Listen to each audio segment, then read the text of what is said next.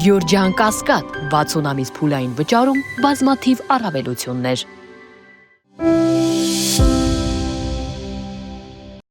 Հայաստանը կրկին նոր վարկ է վերցնում այս անգամ Ասիական զարգացման բանկից նպատակը Ղարաբաղից բռնի տեղահանված ընտանիքների սոցիալ-տնտեսական ինտեգրմանն ու բարեկեցությանն աջակցությունն է։ $250 միլիոն վարկը Հայաստանին տրամադրվում է կենսունակության բարելավման և հզորացման համար բնակարանային բարեփոխումներ ծրագրի շրջանակում։ Արտոնյալ ֆինանսավորման գլոբալ գործիքի հիմնադրամի կողմից տրամադրվող դրամաշնորհային միջոցներն էլ կազմում են $16,450,000, որն ուղղված է լինելու վարկային ծրագրի համաֆինանսավորմանը։ Ծրագիրը թույլ է տալիս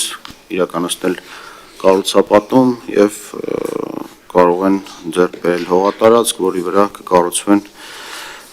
այդ բնակելի տները։ Ծրագրի շահառու կարող է դառնալ Ղարաբաղից բռնի տեղահանված ցանկացած ընտանիք, որը ձեռք կբերի Հայաստանի Հանրապետության քաղաքացիություն։ Աջակցության չափը ընտանիքի յուրաքանչյուր անդամի մասով կազմում է 3, 4 կամ 5 միլիոն դրամ։ 2024 թվականին Ղարաբաղից տեղահանված մեր հայրենակիցներին ուղղված ծախսերը կազմել են 65 միլիարդ դրամ։ Այս տարի ըստ Աշխատանքի և սոցիալական հարցերի նախարարության այն կգերազանցի 40 միլիարդ դրամը, կազմելով շուրջ 105 միլիարդ դրամ։ Ծրագիրը իրականացվում է առևտրային բանկերի միջոցով, հիպոթեկի գործիքի միջոցով, 10 տարի մարման ժամկետով և ամբողջ թե մայր գումարի, թե տոկոսագումարների վճարումը իրականացնում է բացառապես պետության կողմից։ Վարկային միջոցներ Հայաստանը կստանա նաև Եվրոպական ներդրումային բանկից։ Ֆինանսական այս պայմանագրով էլ Հայաստանին կտրամադրվի 50 միլիոն եվրո։ Ծրագրի հիմնական նպատակն է Սյունիքի մարզում տնտեսական դիմակայունության բարձրացումը, բնակչության կենսամակարդակի բարելավումը։ Ծրագրի հիմնական առաջնահերթությունները, որոնք ամրագրվել են Սյունի վարկային համաձայնագրով, դա որակյալ առողջապահական բժշկական ծառայությունների զարգացումն է, որակյալ կրթության հասանելիությունը, մասնագիտական կարողությունների զարգացումը և ընդլայնումը, ջրամատակարարման համակարգերի զարգացումը։ Ծրագրով նախանշված են օրինակ Կապանի և Գորիսի պոլիկլինիկաների կառուցման և վերակառուցման աշխատանքները, Սիսիանի բժշկական կենտրոնների համար բժշկական սարքավորումների ձեռքբերումը։ Հերթական նոր տարին Հայաստանում գտնվող բռնի տեղահանված արցախցիներից շատերը դիմավորում են այն հույսով, որ գուցե հաջորդ տարին անցկացնեն սեփական տանիքի ներքո։ Բնակարանների վարձերին ծանոթ մարդը լիովին կհասկանա նրանց։ Օրերս խորհրդարանի դատին ներկայացվեց Ասիական զարգացման բանկի հետ կնքվելիք վարկային պայմանագիրը, որով ծրագրվում է Հայաստանին $250 միլիոն պարկ տրամադրել արցախցիների բնակարանային խնդիրները լուծելու համար։ Պատկառելի գումար է, բայց արդյոք այն կծառայի նպատակին։ Հորետեսական հարցի պատճառներից մեկը տվյալներն են, ըստ որոնց 26,000-ից ավելի արցախցի ստացել է Հայաստանի Հանրապետության քաղաքացիություն, սակայն մինչև հիմա հավաստագրով բնակարան է գնել 3800 ընտանիք։ Պարզ հաշվարկը ցույց է տալիս, որ հազարավոր արցախահայեր չեն շտապում օգտվել բնակարան ձեռք բերելու ծրագրից։ Չարենցավան, Աբովյան, բավականին շատ է բարձրացել գները։ Բյուրեղավանում կարծես թե նորմալ է, 4 միլիոնով կարող են գնել։ Օրինակ երեք մի արցախցի տուն էր գնել $50,000 Էջմիածինում, 2 սենյականոց բնակարան, բայց ավերակ, այսինքն դեռ մի 20,000 էլ պետք է ինքը նել դնի, որպեսզի դա բնակարան կոչվի։ Հարց է իհարկե առաջ գալիս, ինչու են մարդիկ նախընտրում բնակարան գնել Երևանամերձ տարածքներում, ավելի հեռու բնակավայրերում տներն ավելի մատչելի են, ամեն ինչ կախված է եկամտի աղբյուրից։ Մարդիկ, որ պետքա ընտրեն, որտեղ բնակարան ձեռք բերեն, հիմնականում կապում են այն հանգամանքի հետ, թե որքան ինչ զբաղվածություն պետքա ունենան։ Այսինքն նախ եւ առաջ զբաղվածություն, ինքնազբաղվածություն ապահովելու հանգամանքով պայմանավորված նոր ընտրում են համայնքը։ Հետևաբար ես կարծում եմ, որ այն գումարը, որ տրամադրվում է Երևանի եւ մերձ Երևանաբնակ համայնքների մասով, պետք է բարձրացվի, այսինքն առնվազն 4 միլիոն լինի,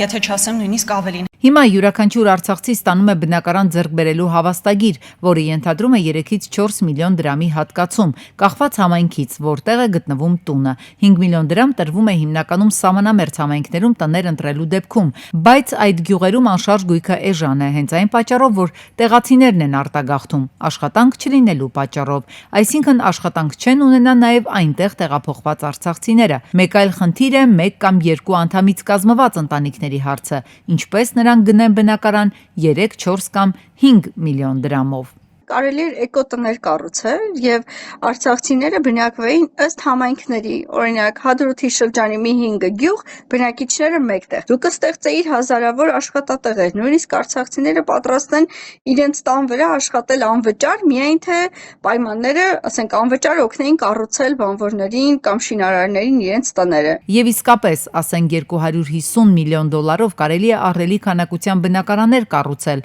որով եւ կվերահսկվի դրանց որակը, նաեւ տնտեսական աճը կավելանա։ Մյուս կողմից էլ հավաստագրերի հանձնումն արհեստական չի բարձրացնի անշարժ գույքի գները։ 250 միլիոն վարկ վերցրած գումարները վստահ եմ, որ կարող ամբողջությամբ չծախսվի։ Դա ըստ նպատակային մնալու բյուջեում, թե տասակարգված հոդվածայինով ծախսվելը ըստ անհրաժեշտության։ Այսինքն այդ գումարը վստահ լինենք, որ մնալու է պաուստային ֆոնդում կամ X հիմնադրամում, որտեղ որպես ծախսվի այդ նպատակների համար։ Հարցը հստակ պատասխան չի ստացել, այնինչ այս պահին կա շահարկում, որ Հայաստանի արտաքին պարտքը աճում է նաև արցախցիների խնդիրների լուծման պատճառով։ Վերջին արդյունքում չստացվի, որ նրանց համար վերցված վարկն արդյունքում ծախսվի այլ ծրագրերի իրականացման կամ բյուջեի ճեղքվածքը փակելու համար։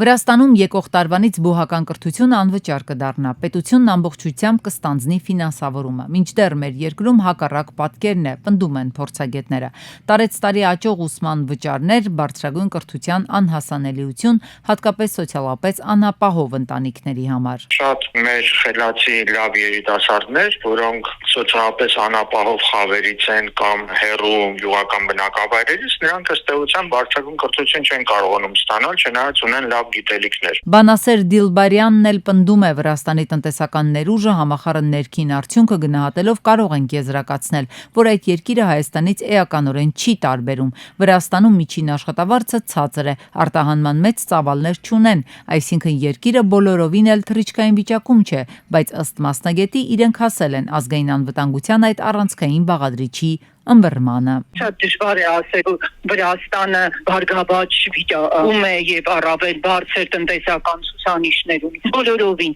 մենք խիստ համադրելի իրավիճակում ենք։ Սին է այն պնդումը, որ Վրաստանը ավելի հարուստ պետություն է, դրա համար կարող է իրեն թույլ տալ նման շռայլություն։ 2025-ի օգոստոս-սեպտեմբերի դրությամբ բրիտանական հեղինակավոր QS վարկանիշավորման աղյուսակում Հայաստանից միայն 1 բուհ է ընդգրկված՝ Երևանի պետական համալսարանը, որը զբաղեցնում է 1200-1300-րդ տեղերը։ Մինչդեռ Վրաստանը ունի 3 բուհ, ընդգրկված են լավագույն 1000-ի մեջ, ինչը ցույց է տալիս, որ Վրաստանը Հայաստանի համեմատ ավելի բարձրորակ կրթություն է տրամադրում։ Մասնագետները նկատում են, որպեսզի մեր երկիրն էլ անցնի բուհական անվճար կրթության, քաղաքական կամք է հարկավոր։ Ժամանակն է կրթական ոլորտի խնդիրները բերել առաջնագիծ։ Տարեցտարի մենք արձանագրում ենք վարձավճարների բարձրացում եւ արդյունքում ուսանողների զգալի մասը առաջին իսկ կուրսից փորձում է աշխատել, դրա պատճառով նրանք դասի չեն գալի, ուսման որակն է կորչում, թոշակներ գրեթե չունենք, միայն մի քանի ռազմավարական ընտրված ուղղություններում կարող են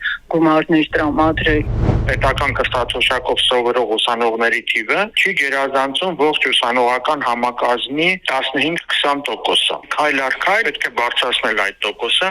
եւ հասնել մինչեւ 100%-ի։ Հայաստանի բյուջեն, եթե մենք նայում ենք, ամենաշատ ծախսերը սոցիալական ոլորտին է գնում եւ առողջապահությանը։ Կրթությունը ոչ պակաս կարևոր ոլորտ է։ Սոցիալական ոլորտի 1%-ի կրճատումը կարող է բերել կրթության ոլորտի 10%-ի աճի։ Ազգային անվտանգության առաջնային բաղադրիչներից է կրթությունը, ասում են փորձագետներն ու ընդգծում։ Կենսունակ պետության ստեղծման միակ ճանապարհը կրթության հավասարության ապահովումն է, որպեսզի բոլորն ունենան հավասար իրավունքներ։ Այն կարելի է ներդնել աստիճանաբար, ընտրելով ռազմավարական ոլորտներ։ Վերանորոգված դռներ, ներկված պատեր ու նոր սարքավորումներ առաջին հայացքից ամեն ինչ իդեալական է, սակայն իրական պատկերը բացվում է միայն այն ժամանակ, երբ պոլիկլինիկայի դուռը ներսից ես տեսնում որպես հիվանդ։ Պոլիկլինիկաներում իրականացված հիմնանորոգումները գործնականում չի լուծել գլխավոր խնդիրը՝ հիվանդների անվտանգ սպասարկումը։ Համար 9 մանկական պոլիկլինիկայի անձնակազմն ու հաճախորդները տեղափոխվել են հարևան պոլիկլինիկայի շենք։ Ռենտգեն հետազոտության համար առավոտից հերթ կանգնած այս կինն ասում է, ամբողջ միջանցքը լցված է ջերմող, գունատ երեխաներով։ Նրանց կողքին մատի կամ ձեռքի կոտրվածք ունեցողներ, կատետրով փոքրիկներ, մեծեր ու առողջ մարդիկ։ Շոկաբորտով հիվանդը կանգնած է ու մի 10 հոգի գալիս է, մեկը կոտրված, մեկը թիվի։ Մանկական չկա, ես դրան պատասխանատու չեմ, ես ինքս էլ եմ կողմ եմ։ Ես վիճակություն եմ կան։ Խնդիրները սրանով չեն ավարտվում։ Ռենտգեն հետազոտությունից հետո հիվանդները մոտենում են բժիշկների սենյակներին ախտորոշման արդյունքները ստանալու։ Այդ սենյակի անմիջական հարևանությամբ գործում է սոնոգրաֆիայի սենյակը, որտեղ հետազոտվում են հղիները։ Ստացվում է, որ արտաքին հիմնանորոգումը չի ապահովում ներքին անվտանգությունը։ Իսկ վիրուսների տարածման պայմաններում նման կազմակերպվածությունը կարող է ավելի լուրջ հետևանքների բերել, ասում են բուժառուները։ Կանչերը շատ հաճախ բժիշկները չեն հասցնում սպասարկել տնային այցեր կատարել, ասում է առողջապահության կազմակերպիչը։ Ենթադրենք կին ուզում է գնա դիմի պոլիկլինիկա, հանձնի այդ HPV սկրինինգը, ժամերով այդ ասած, որ այդ միջանցքներում ոչ մի ախտահանիչ լապեր կախված չեն, ոչ մի սանիտարահիգիենիկ միջոցառումներ չեն իրականացվում։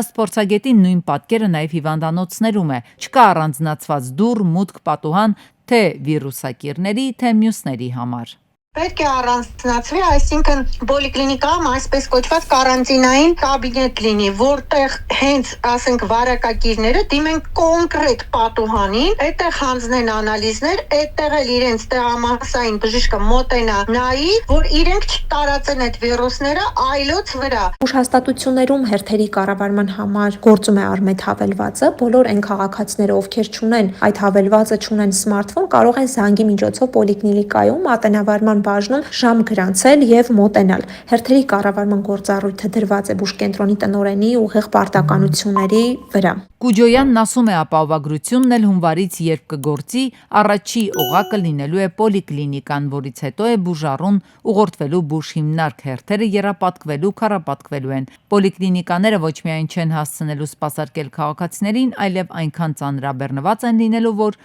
որակն է անկասկած տուժելու։